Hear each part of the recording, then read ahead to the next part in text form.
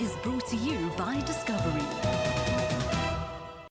Visuals here now of Vumluleki Nobanda, an international marathon athlete from Lebodi. He's never competed in surfers before. In the red shirt, we've got Michael Bailey. He's been brought in especially by New Balance. He won a similar race in Cape Town, and as you can see, it's still early days and getting reeled in there.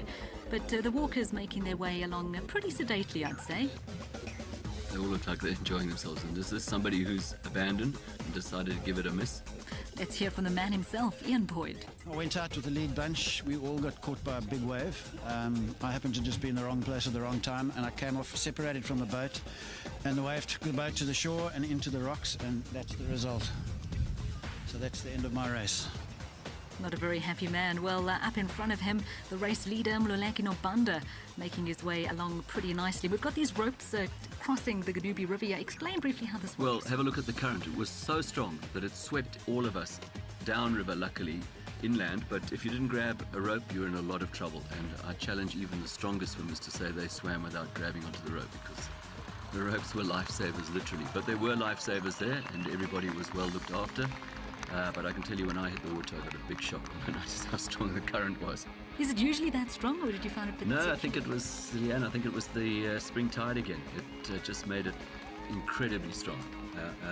But again, our safety was well looked after.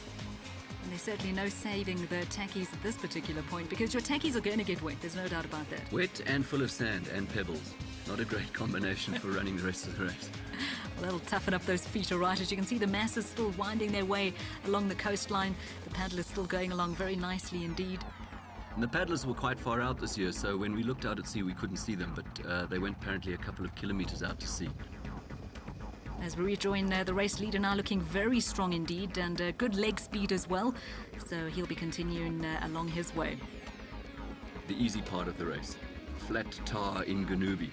My favourite section, and the only part that resembles a road race. The rest is cross-country nightmare.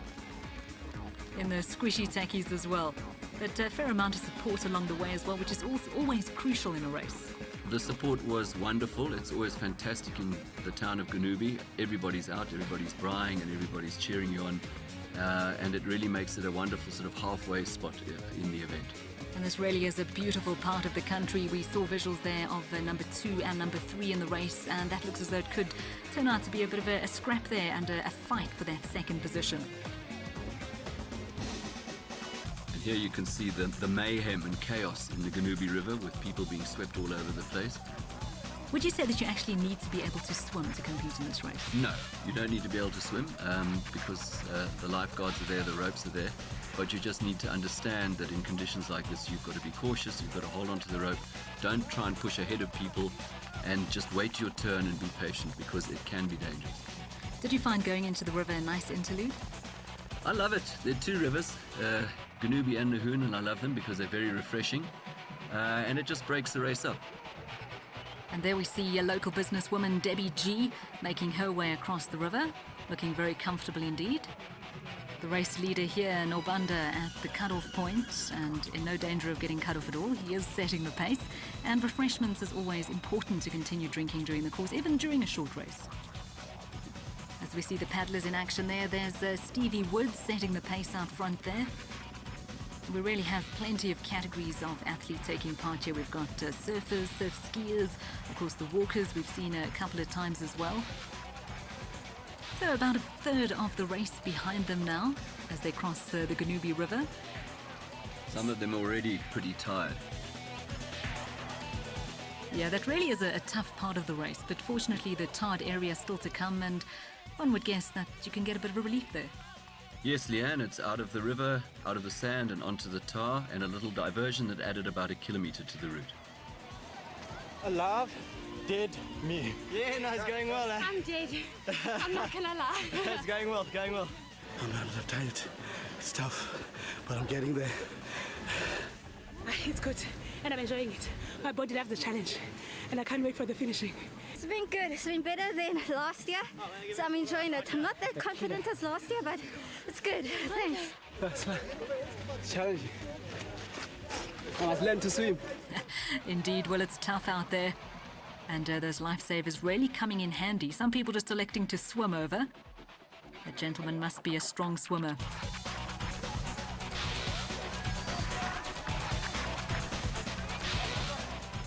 We can see a bit of a backlog developing there with those needing assistance, but there is a very interesting young lady, 15-year-old Jessica Pollock, who's out there setting the pace in the ladies' race. Yes, I had a ding-dong race with her throughout the whole event. She beat me in the end.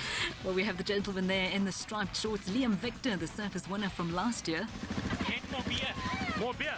More beer! And you can see this is a fun event. Everybody enjoying themselves, still time to have a little chat, and just look at that form. This could be a real talent for the future.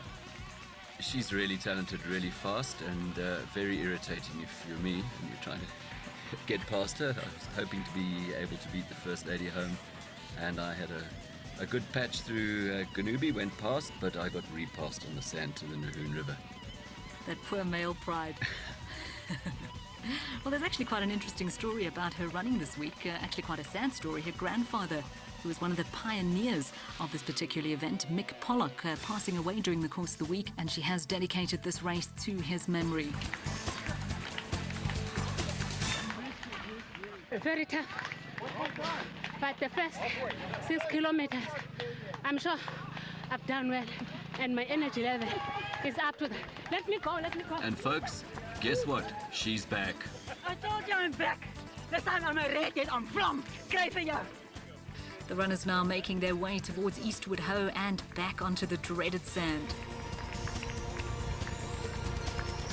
You can see coming into picture there, Dougie Cunard, still looking strong, indulging in a little beverage there to keep the energy levels up. Come on, you're doing well!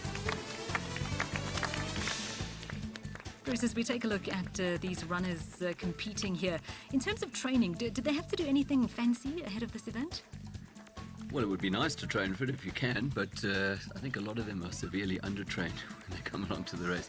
It's more about the journey and the adventure, and of course the party afterwards.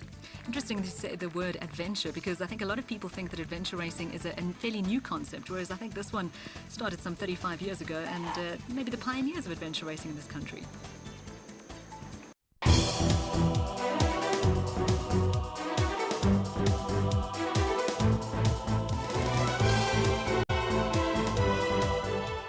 This program is brought to you by Discovery.